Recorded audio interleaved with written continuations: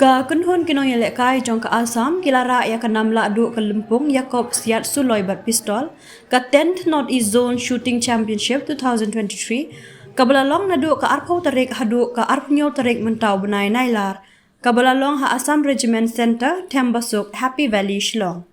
ha kene ka kenti ka kynhun yelek kai ka Assam kilayo bakin khur hadu arpnyo teli kitak maksiar bat mar khatlai teli kitak marupa barnong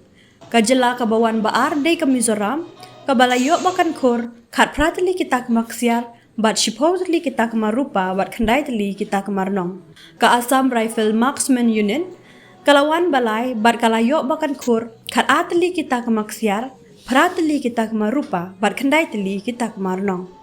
Habapai syaka kynhun yelek kai jong ka Meghalaya, kalayo bakan khor laitli kita kemaksiar, nriutli kita kemarupa, bat sautli kita kemarnong.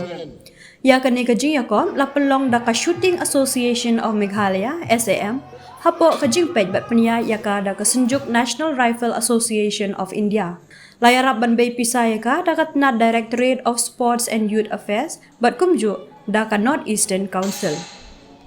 Ukong san baladon lang ha kasengi bakut ya kene kajing yakom day upita JP Hanaman IPS Retired Member Human Rights Commission bat DGP bala syong thai kajela bat usembut kongsan day Colonel BS Rawan Deputy Commandant Assam Regiment Center.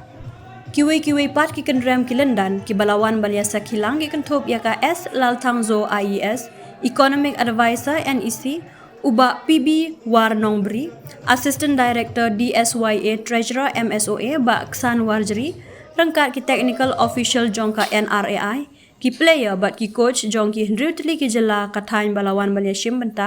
syakane ka jiakom